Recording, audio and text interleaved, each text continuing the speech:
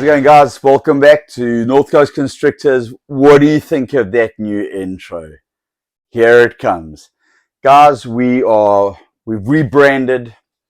We're taking an entirely new approach to the ball python industry. We're not reinventing the wheel, don't get me wrong, okay? But, you know, times are tough, okay? Snake sales are down, reptile sales are down, everything's down, the whole economy. We've spoken about this before, so I don't want to sound like a broken record and carry on and on about it, okay? But you can do one of two things in a situation like this. You can give up, or you can press on and go as hard as you can and take advantage, not take advantage of the situation, make the most of the situation, okay? Making most of the situation means now that you can, if you have got the money and you have got the time, the dedication and the passion, the will to do it, the will to stick out, the fact that you're probably not going to sell your snakes for a while, especially if you've got very high-end snakes that are worth a lot of money that people don't have the money to buy. It means you have to have the discipline or the finances to be able to hold on to those snakes until the market changes, which is what we are going to do. I did not do this and start this, and I've been in it now for 3 years. I did not do it to give it up now, and this too shall pass, okay? So it's I'm wearing my North Coast Constrictors shirt, a new North Coast Constrictors shirt. You can see it there, it's the Exantic Pod. We're not slacking on the back, as old Billy from Mutation Creation says. It's got the decal on the back. But this is almost like, it's like a farewell to the old North Coast Constrictors, okay? Still me, still Carl Hoppy, still Durban, Ballito, South Africa, close to Durban. Durban's our main city here. But what we do is we're rebranding, we're taking it to the next level. We've redone our logos to be more eye-catching, you know. I love Exantic Pod. I'm a black and white Pod fan. I love Pod, but it doesn't mean that it sticks out at the eye. It's just someone else. It could be another black and white shirt. They don't know what they're reading. Okay, but black and yellow sticks out. So we've rebranded. I wanted a change. When you do something too often and people get too used to it, it gets boring. Okay, you got to change things up. You got to throw some spice in there. You got to change your game plan. Okay, you want to sell snakes. You want people to click on your channel. You want people to pay an interest in you. You want to get their attention quick. Okay, so, and you want to keep their attention as well.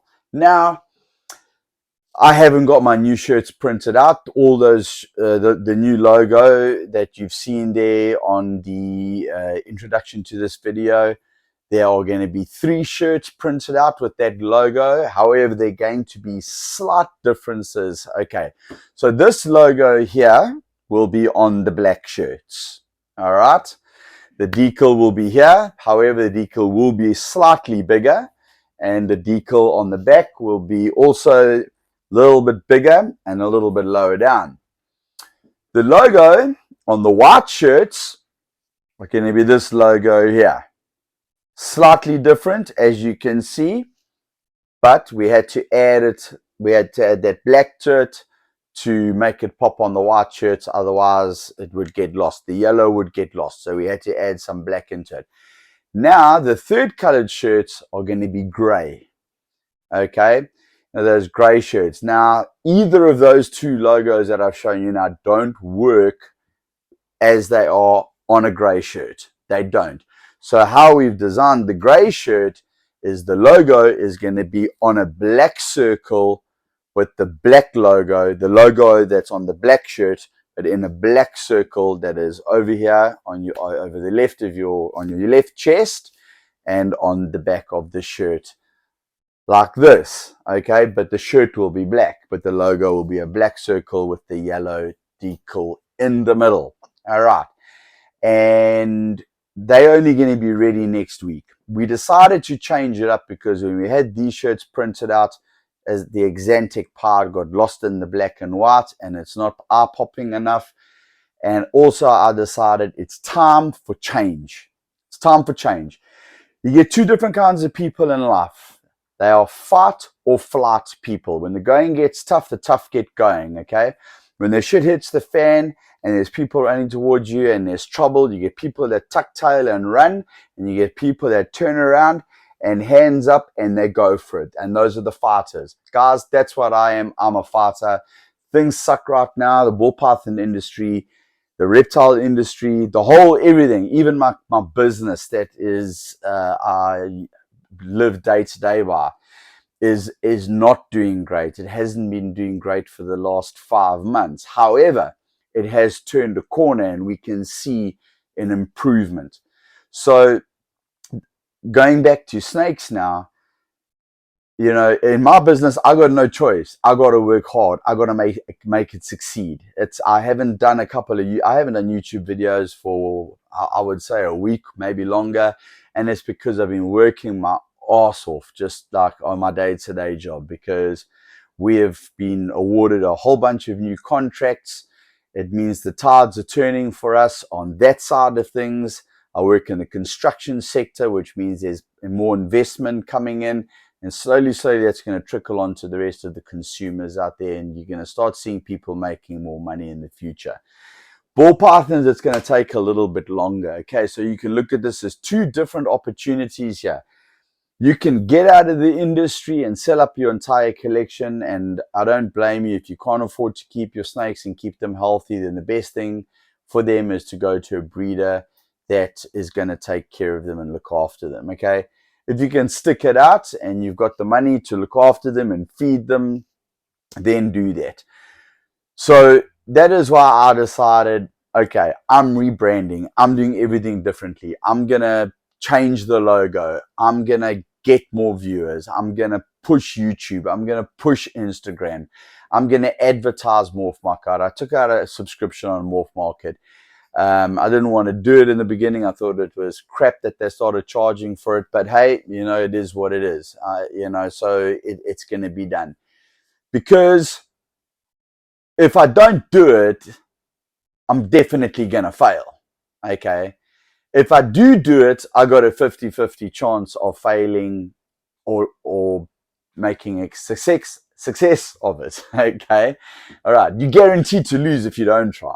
All right. So that's the way I live my life. Okay. I've come too far. I've put in too much. I've spent too much money to turn around now. Now there's guys that are dropping their prices. They're dropping their collections. They're getting rid of it. You can look at that in two ways. Yes, it's shit that they're getting out of the market, but you can also look at it. If you've got the money, if you have got another secondary income or a primary income, and this is your secondary income, even if you are making money off this, you can pick up really good quality snakes for a lot less money. Because I promise you that the market in ball pythons or reptiles, retics, whatever, bearded dragons, leopard geckos, whatever you're into, it will change within the next year to 2 years. It's going to swing, and I'm going to tell you why. Because so many people are bailing out of it, there's less breeders. Less breeders mean less snakes. Less snakes means more of a demand because there's not enough snakes for sale, okay? And that is going to push the prices up for the guys that stuck it out, okay? So that's where I am. That's what I'm doing. I have chosen from the very beginning of the season of what I was going to pair up. Yes, I've done some crazy combos. I really have. I've thrown some stuff together, which if you follow my Instagram, you look at it and go, whoa, there's no recessives in that. But what I'm doing there is I'm targeting two different target markets. I'm breeding my really, really high-end stuff. My target market for that is me, yours truly. 90 to 95% of my high-end snakes are staying right here in this snake room to breed in 2025, 2026 for the following seasons, okay? A lot of double recessive, triple recessives mixed with DOMs and incomplete dominant genes. Absolute firecrackers. I'm also working on some different combination of morphs of with genes that I believe are absolutely jaw-dropping if mixed with other certain types of genes. With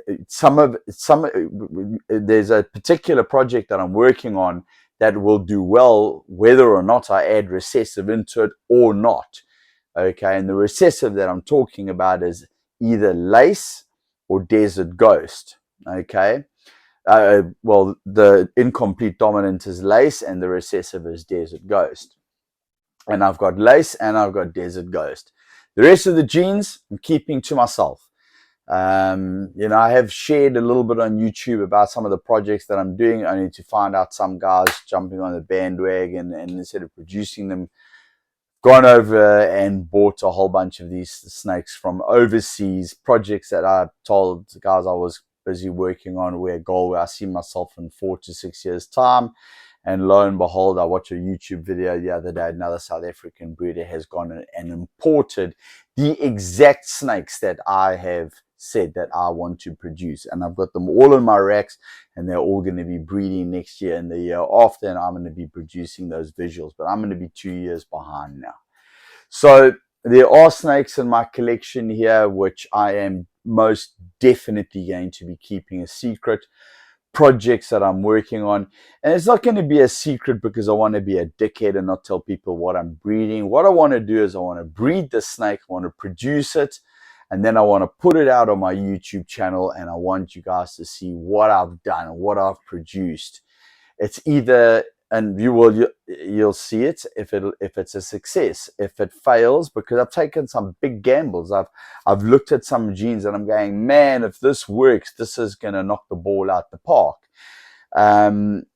So as I say, I'm working on the target market, and that being me for the next 2 years. After that, those hatchlings that I produce with those snakes that I hold back, those snakes I will go to pretty much only people will be buying those snakes are other high-end breeders here in South Africa, or they will most definitely be export quality snakes. Okay, they will not be for the average guy. They will be very expensive. So what I've done is I've split the collection and the breeding into 2 different target markets. Another target market for the guys that walk into the expos and they want to get into the ball python industry. The budget isn't that great, but they want to start somewhere, and there's potentials. There's potential to get involved, take your time, not spend a lot of money, but you've got spectacular looking snakes. Snakes that are bright and are popping and that are 100% het for a recessive, like Desert Ghost or Clown or Lavender Albino or Harpo or Pied or whatever, okay? Or just a snake that is a combination of one, well, not a combination, but 2, 3, 4, 5 incomplete dominant or dominant genes that make the snake incredible. It's like absolutely mind-blowing. I've paired up snakes this year that have got no recessives in them at all. And when they come out, just the way they look now, like the males, which have got like 4 and 5 genes, and they are just like magical to look at. I've paired to some females. I'm going, man, if I pull this off and I get these visuals, and they're not going to be expensive. So you go to the expo and the guy walks in and he's got his family with him, and either he or his son or his daughter, and they look at this snake and they go, whoa, what is this? And I say, well, that's an XYZ, and it's 100% het for A, B, or C, or D, or whatever. Okay, and then they know, okay, we can afford this. We can buy this, because make no mistake, guys, I put a lot of money into this every single month out of my own pocket. I do not make money off my snakes yet. I've got a 5 to 6 year plan. I'm currently in year 3. Okay. I have sold some snakes, yes, but most definitely not enough to keep my operation running. Okay, I've got to feed like around about 400 ball pythons every week, some of them every 10 days, some of them every 2 weeks, because if you get your snakes that don't eat every week. I've got some ball pythons here that'll eat twice a week. I've got reticulated pythons, I've got dumerals, boas, and I have to breed my own rats in order to actually afford it. Because if I had to go out and if I don't breed my own rodents, I would not be able. Oh, well, I would be able to afford to feed these snakes, but I'd have zero cash left at the end of the month. I'm talking nothing. It would cost me between 8 and 10,000 rand a month just on rodents to feed my collection, ranging from hoppers right up to large snake and then rabbits for the big retics and stuff like that. I'd be spending a fortune. The only thing that I don't breed, I breed my own mice, I breed my own ASFs, African soft furs, Maltese, and I breed my own rats. The rabbits for the retics, because I don't have a lot of retics, I purchase frozen thawed, and that's it. I don't breed the rabbits. I just don't have enough space. So guys, that's what I've decided to do. We're going in big. Now you want to know how our season is going so far. It's a mixed season. I've halved pretty much what we're going to pair up. A lot of females that I thought we were going to go this year, they're not going. Some of them have gone off food. There's one particular project that was a dream project for me.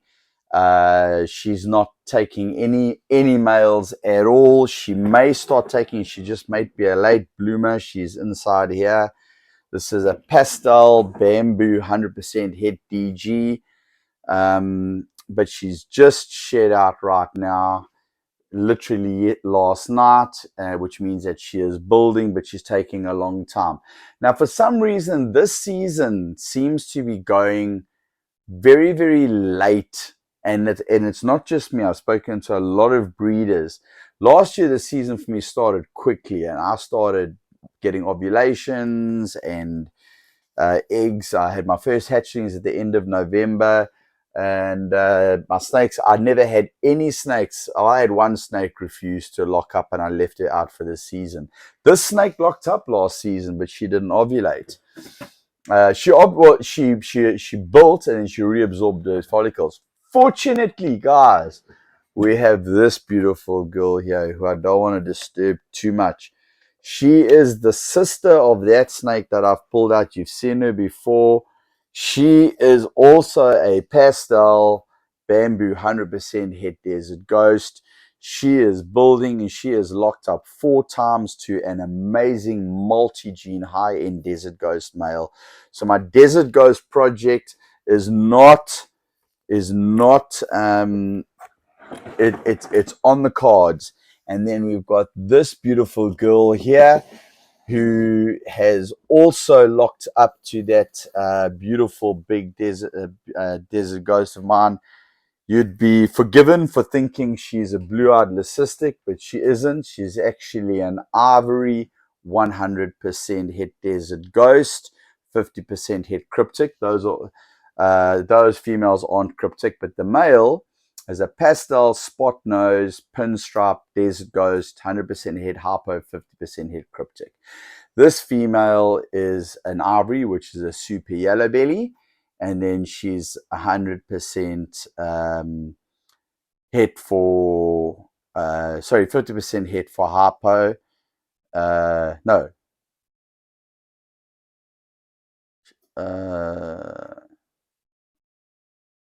She's 100% het for desert ghost, 50% het for cryptic. There's no hypo in her. Okay. So she has now locked up. So that gives me even more chance of producing my visual desert ghosts. And we've also done a couple of other things, guys, where I took on a bunch of snakes and projects that I wasn't going to do this year. Ultramel, Candy, Candino, okay? I'm not going to pull out those snakes now. This video is already hitting almost 20 minutes. So, guys, what I want to say is farewell just to the old look of North Coast Constrictors. As I say, you may see me wearing this shirt 1 or 2 more times. Maybe the next video I'll wear the white one. It also looks pretty great. But if those logos that you saw, you see those on the black shirts, the white shirts, and the other shirts, I think that new logo is rocking. I love our new intro to North Coast Constrictors, because here it comes. Are you ready for it? Here it comes. I'm coming in big. I'm not giving up. I'm not one of those guys in the face of adversity that turn and run. I stand there, I put my feet flat firmly on the ground, and I say, right, bring it. And I know it's going to turn around. And right now in South Africa, it's a bit breeder top heavy. A lot of breeders are going to get out of it, which means that there's going to be less people to compete with. Now, guys that have stuck it out, they'll be selling their snakes. Okay, so guys, I hope you like what you saw. I'm sorry I only pulled out one snake. Let's pull out Roxanne. Let's pull out this girl. Oh my word! I think she might. Let me just see if we've got tail suck here.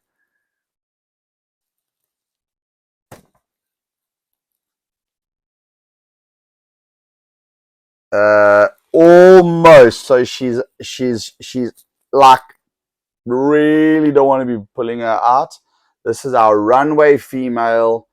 She's been pairing up to an ivory genetic stripe male. Okay, now runway, guys, is gravel flare. Okay, all right, and she's going to be producing some fantastic offspring. So guys, let me leave you with this thought. If you're going to do something, give it 110%. If you're going to fail, you're going to fail. If you give it 10%, you're going to fail anyway. You're going to have the same results. You're just going to, whatever. It's disappointing. You'll probably fail sooner. If you don't try at all, you've already failed. That's a meme somewhere. It's a famous saying. If you don't try, you've already failed. Give it a go. That's what I'm doing. I've invested in some great snakes. I did a video the other day on my 100% double het exantic pods. I bought 4 adult proven breeders. 4 of them are pinstripe pastel exantic double het exantic pods, and the other one's just a pastel 100% double het exantic pod, which is currently breeding. And all 4 of them are locking up to my visual exantic pod male. So we are definitely pushing forward with some really good high-end projects, and we're going to be throwing some more genes into that, which just going to keep to myself for now. I hate doing that, I really do, but also I don't want guys to steal my ideas. You know, there's guys that have been doing this for a long time, and I don't see how they couldn't have thought of these things sooner. I've only been doing it for 3 years. And now I see guys starting to push. In fact, as I say, I saw a guy import snakes that I had envisaged in my head that I wanted to produce. And this guy's one of the top breeders in South Africa. Next minute, he's imported 2 or 3 of these snakes, visuals. And I was like, man, I don't know. I'm hoping that he thought of the idea before me and just didn't tell anybody. Because if that's the case, it means that I'm on the right track.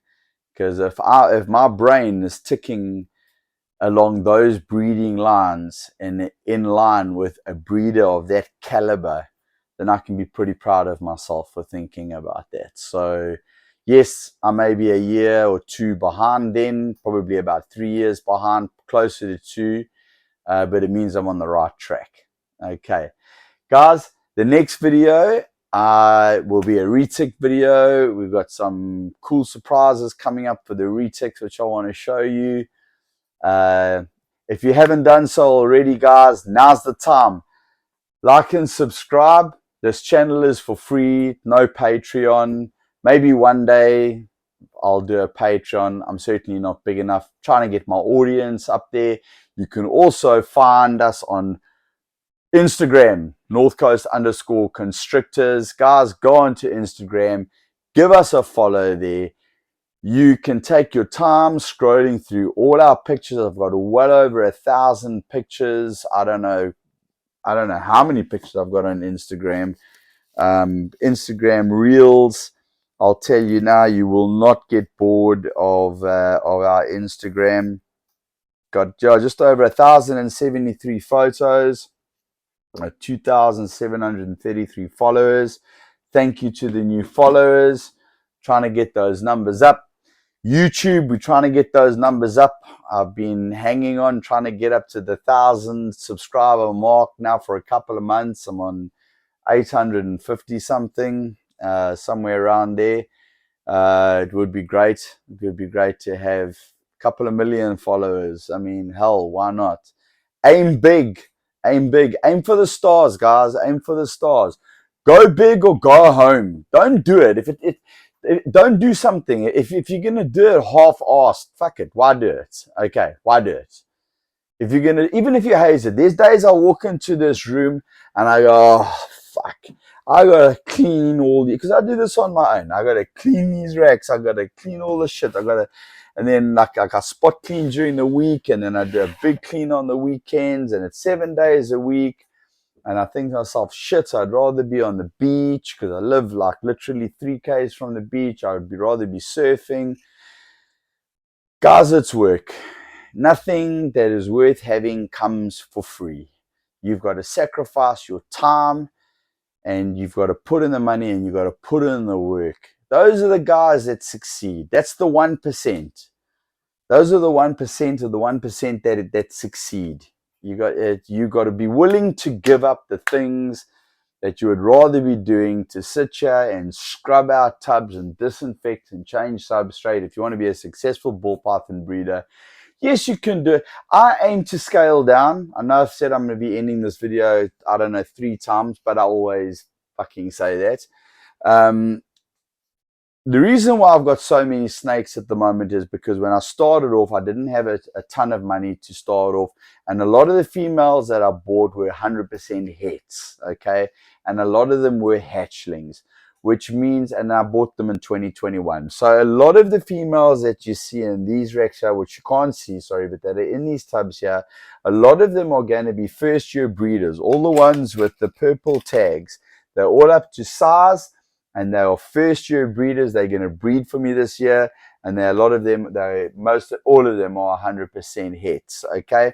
Once I've got the visuals, and I've kept back the best of the ones that I'm going to keep, I'm selling. I want to halve this collection. I want to halve it down to under 200 snakes and have it manageable and have really good high-end stuff. Then it'll probably become enjoyable again. And then I can pick and choose and export. And I know that every single snake that I sell, there will be a buyer for it, because I'm not competing against 3 or 4 or 500 other guys that are trying to sell the same snakes. Okay, so that is the plan. That is why I have so many at the moment. But trust me, in about a year's time, you will see that this snake room will probably be half, and in the year after that, it will probably be a little bit less than that. I'll probably get up to, I think, my ideal number of snakes, because I do have a full-time job, a full-time company. It's my own business. I run it. It's my company. It takes up a lot of my time. I work 6 days a week at it. I want to get down to 150 really, really stunning snakes and work on those projects. And that will not take up as much time as what this does.